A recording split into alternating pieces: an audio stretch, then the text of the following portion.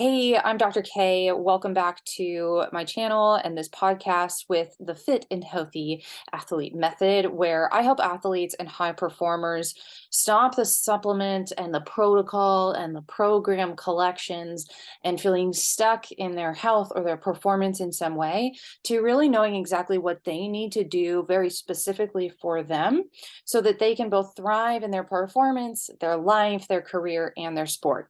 So if you are finding value in this video, make sure to give us a thumbs up or a like. It makes a huge difference for us. And if you're really enjoying it, also subscribe. Okay, let's jump in. I know that achieving particular goals sometimes can be super frustrating. And maybe you're facing an injury, overcoming an injury of some type, or maybe you're facing some chronic symptoms that you're trying to get through, because in order to get to where you want to go, you've got to get some of this stuff out of the way. Or maybe even you've set a goal and you are just struggling to figure out how to achieve it and how to get there. There are a few common mistakes that athletes tend to make that I see all the time, and it's somewhere along the lines of setting and wanting to achieve a particular performance goal. And then one of the most common mistakes that they make there in setting those goals is it's not the mistake isn't setting the goal. The mistake is like how they go about doing that. So very commonly what we do is we set that goal and then we're like, okay, so what are all the steps and how am I going to get there? Starting with that does a couple of things with the subconscious mind that is one of the most powerful things to become aware of. So number one is, as soon as you start figuring out, okay, so then like, what do I need to do? Like, how do I actually achieve that? The brain automatically starts thinking something along the lines of, for a lot of people, well, I don't know how to do that. I don't know how to get there. It happens so quickly that you may not even be conscious of it, and it can cause some worry, some fear, some anxiety, some stress around getting to that actual goal. And then that is what can then drive this, I want to collect another supplement or another protocol or another diet, or I need to do this next coaching thing, or I need, yada, yada, right? It goes on and on and on. The other side of that is if you're like, oh, well, I've got the hows, but I still haven't achieved that goal. This is one of the things that is another belief that can be going on in the background. And that is when maybe you know the hows, like maybe you've been in this for a while and you're like, okay, I need to do this step, this step, this step, this step. Then if you're still not achieving that goal, one of the things that you might be thinking in the back of your mind is like, well, I know the hows, but how do I know that this is going to work for me? What is not working for me? Like, why am I not getting where I want to go? And as soon as those beliefs kick in, it takes us out of the present moment and it pulls us into that future of that anxiety, that fear, that worry that we're worried about, right? Of maybe not being able to achieve what we want to achieve, what that means for us, all of those things. I've touched on a couple of things here already that are maybe kind of kicking into some fear, some anxiety, maybe like some frustration around not achieving what you want. And I definitely know that, like, when I start talking about some of those things, it is the most coachable athletes that are willing to get into this uncomfortable place of like, okay, there's clearly something that's holding me back from being able to get where I want to go. And I'm willing to say, and I'm willing to face the things that are holding me back, that are going on in that subconscious mind, that once I break through those, I'm going to be able to achieve that next goal I have and more. Once you get into that uncomfortable place and you're really able to like look past the things that are protecting you and keeping you safe in that sense, but are also keeping you stuck where you are. That's really where, I see athletes and high performers. So, business entrepreneurs, big, CEO career people really achieve what they're wanting to achieve in their career, their finances, wealth, life, all of those things.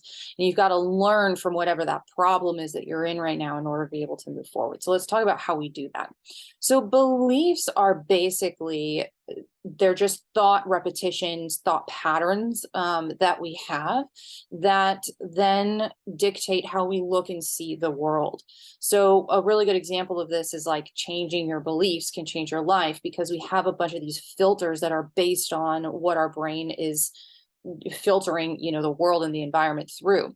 So some very typical beliefs and common beliefs that athletes have when I work with them come down to some of the ones being like, well, I haven't done enough. If you're going into a race and you're thinking about, or into an event or a competition or whatever that is in season, your goal is to get to a particular place, but that kind of brings up a little bit of anxiety or worry or fixation on that, then one of the things that can happen is one of the beliefs of where that worry and kind of fear can come from is I haven't done enough in order to be able to get to that goal. Now, whether or not that's true is one thing, but if you're holding on to that belief, then that's how the brain's going to filter everything. So changing that belief can really help to get you to be able to move past that and to not be making decisions based off of a fear and being able to make decisions towards what you do want. Another belief that athletes have a tendency to have is something along the lines of like, this injury is going to ruin my career, right? Or taking a year off will be the end of me.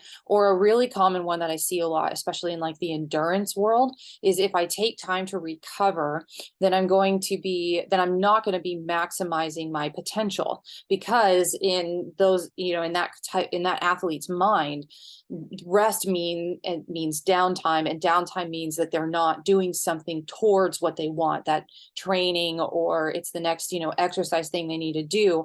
So when rest and recovery is then prescribed to them to be able to do, they worry the entire time about how behind they're going to be. And this happens even if a doctor like myself or someone explains to them, like their coach says, that recovery and rest is where you get your adaptations from, not from being in the gym. It doesn't even matter if that's explained in the most logical way for this particular athlete, right? This belief is guiding that experience. It's the thought and the habits and all of the things that are those repetitive thoughts that then keep this athlete from being able to really utilize that rest and recovery time for what it's intended to be. Those beliefs just then guide what they do and the choices they make. Here's how it plays out, right? So they may go out for that extra run on the day when they're supposed to be resting, and then fast forward several weeks, and then, let's say an injury does happen, or the body starts to get run down, they start to get fatigued, then it plays into that, like, oh, I should be doing more, or maybe I need to be doing things differently, but like in a way of doing more. I need to do more exercises. I need to be doing more things. I need to work on my nutrition,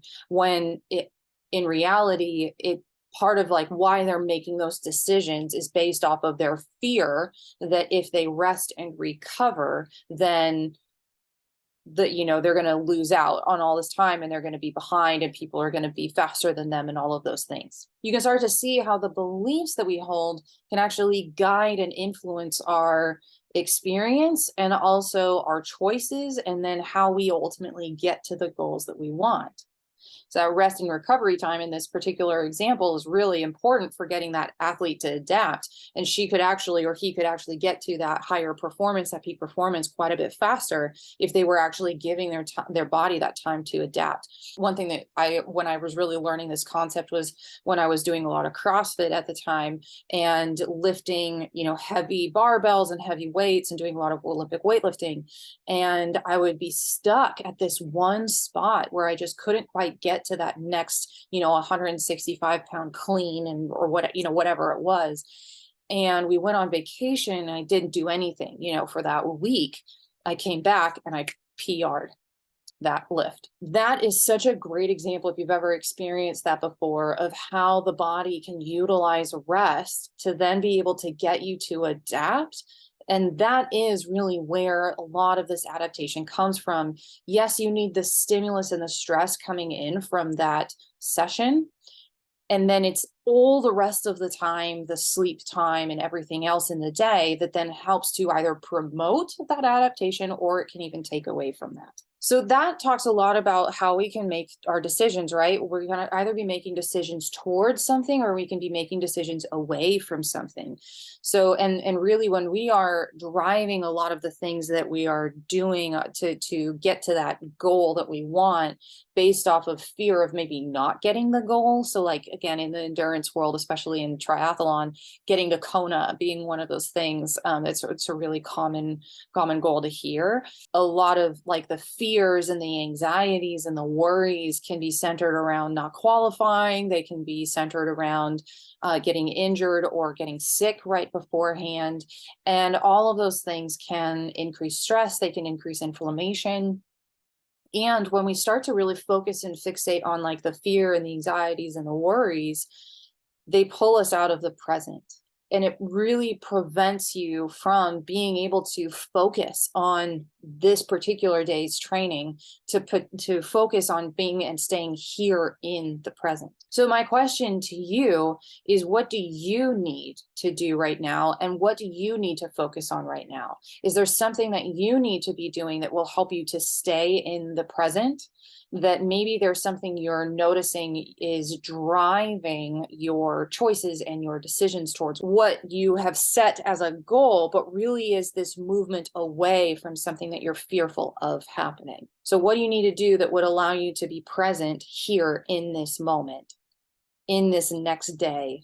That is, I'm going to really focus and do my best in this workout that I have right here in front of me right now, or this training session, or this game, or this competition, or this race. And always remember that, these are all being driven out of these beliefs, right? That athlete that was really concerned about, resting and recovering is driving from a belief here in the subconscious mind. And our thoughts and our habits and our beliefs are then what that subconscious mind gets focused on. You end up creating filters for what you see. So really, another really good example of this is when you're like maybe going to buy a car, and you're all of a sudden focusing on a couple of different types of cars, and then all you see then driving around like are those cars, right? It's this super weird phenomenon that happens that's really common, and a lot of people have experienced it. And it's basically what it is it's your brain has then changed that filter. Those cars have always been there. All of them have always been there. Your brain has just changed the filter of what it's looking at and looking for. Because if we didn't have those filters, there'd be so much information coming in at such a rate that like our brains literally wouldn't be able to handle it. So part of what we do is we want to change and shift those filters by working on those beliefs, and even maybe releasing some negative emotions that then help the brain to focus on what we do want. So when we shift those habits and those beliefs as well, what then ends up happening is that you get the sensation of being able to let go. And it can feel so good and so liberating. I've had athletes go through all sorts of stressful things. And one of the things that they say the most often that comes from this type of work is, actually say two things. Say number one is they feel so much lighter, because they're getting that sensation of being able to let go of whatever was driving that stress and that fear and that anxiety, and just eating up all of this bandwidth in their brain. It really allows the body to be able to say, oh, okay, like things are probably going to be okay. Like things are going to be okay. It's going to be fine. We're going to get there. And then I now know exactly how I need to do that, right? I have the options. I have the resources that I need in order to get there. It can also bring out a lot of energy and help you move through those places where you're feeling stuck. And I also talk about this as well on some of my, if you follow me on social media, you may have seen this, but when you get into that stressed place where you might be feeling like you don't have very many options and you don't have many resources, that is a place where that sympathetic nervous system kicks in and can basically bring you to a spot where it's like, okay, well, if I could just get this one thing, then everything's going to be fine. Or I'm not really seeing too many options or ways out of this thing. I don't see very many resources here that can help. And when we get you to be able to let go, when you're able to let go of whatever it is that you've been fixating on, that is either preventing you from getting there, whatever you're seeing is a part of that piece of what's keeping you stuck. You get that feeling good, you get that feeling lighter, that more energy, but then you also are able to see so many different options and different resources that are all around you. They're all there. Changing that filter and getting that nervous system to regulate itself so that it doesn't now kick you into fight or flight all the time. It doesn't make you stressed and kind of worry and anxious and just like ruminating on these things. So there's a lot of power in being able to let go, especially for performance, because not only now are you feeling lighter and like you have more energy, but all of that now can go into staying present and focusing on what we needed to do today. So you can see how it all plays in together, and it can be immensely powerful for someone who can now start to actually get what they want and they need out of the performance that they already have, right? You already have that there. We just need to harness and refocus in the brain on what we want. So my question to you is, as we wrap this up here, is in what ways do you need to be present? Can you identify the next workout or the next race or time with your friends and family, or rest and recovery time where you can spend just a few moments being a little bit more present and focusing on, the either gratitude, emotions, right, that elevate, that bring that up?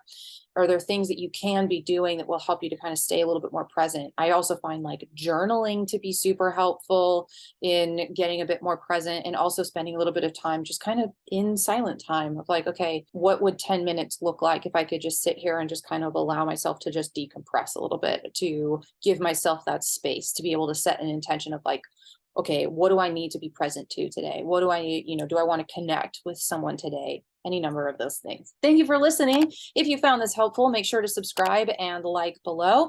And also, if you would like to work together and you found this and you'd like to break through some of these beliefs, you can head to drkirstin.com to figure out how to work one-on-one together. And I will see you next time.